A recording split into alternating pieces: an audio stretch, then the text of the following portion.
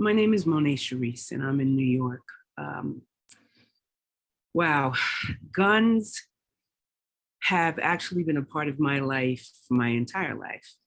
I don't have a particular fear of guns, but I am very, very saddened by what has been happening for many, many, many years.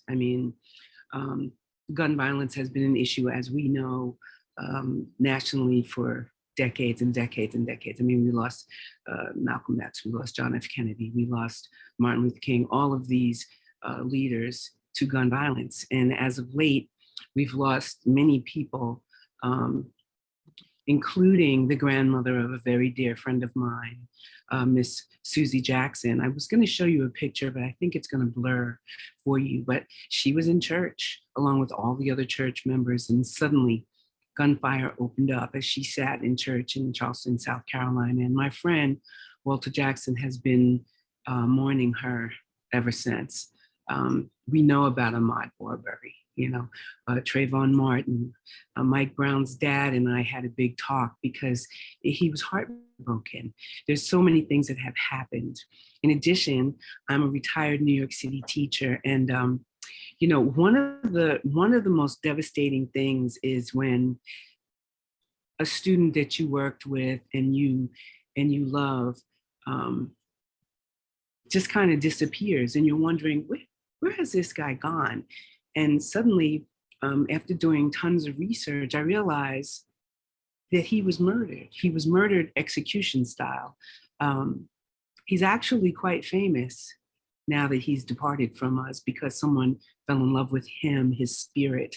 And there's an institute named after him, the Ali Forney Institute for LGBTQ Youth. Ali was a student in a program that I was the site coordinator for, and I loved him dearly, but he aged out. It was young men 12 to 21. That facility is no longer there, but while he was with me, he was unbelievable. And just to think that such a talented, energetic, beautiful spirit was snatched away from us needlessly. So my feeling is that, that's just one situation. I remember as a kid, and I do mean as a kid, I was in Brooklyn because I am a New Yorker, and my cousin and I were walking down Myrtle Avenue, and all of a sudden he grabs me by my shirt and pulls me into the doorway, and I'm like, what are you doing? And right past me is a bullet. And at that time, I was like, oh, wow, that was so cool. And he's looking at me like, that was not cool, cuz just stay in here, while whatever's going on out there happens. And so as a kid, I didn't quite get the madness of it all because I didn't get hit. So it just seemed like something that was passing me. As of late, I'm also a filmmaker and an actress. And I was working with a beautiful filmmaker who, I don't know if he wants to be named, but he was shot in the leg on Gates Avenue in Brooklyn by a jealous boyfriend who thought that he was messing around with his girlfriend. So once again, here we go, more gun violence with people that I care about and people that I really, really love. So what am I worried about? Well, here's the thing.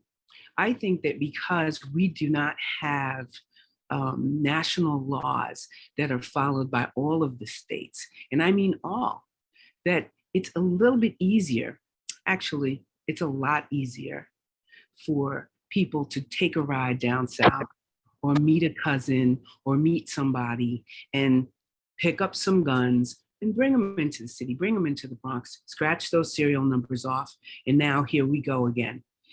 Just 2 days ago in Harlem at 12:30 in the morning, a group of people were walking back home from a barbecue. Yeah, to some people that's kind of ridiculous, but people are partying, they're having a nice time. And what happens?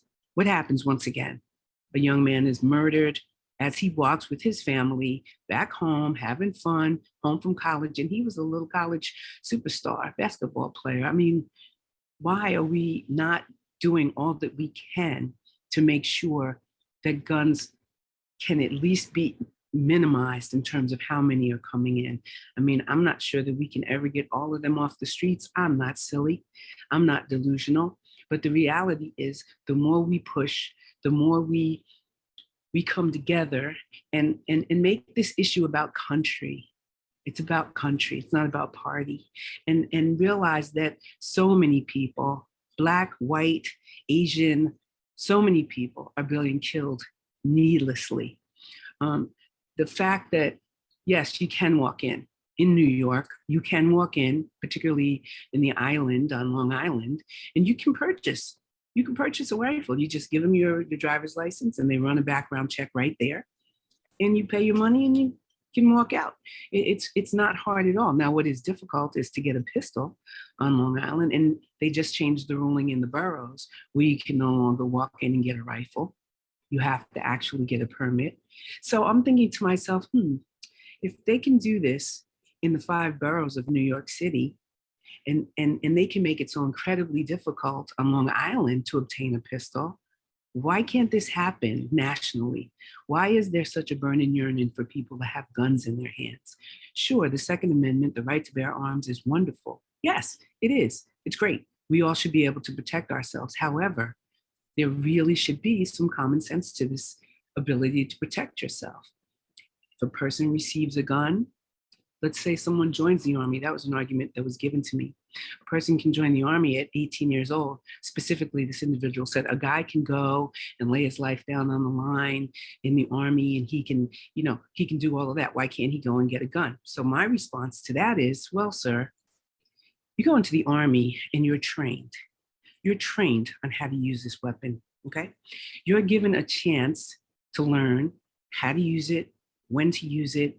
And guess what? If you step out of line and you're in the military and you abuse that right, they take those guns away from you. You don't get to walk away and say, hey, I'm now a gun owner, user, whatever. You can't do that. You cannot. So that's something to think about, something to marinate on. And furthermore, why is it okay for people to get assault weapons? Why is that okay?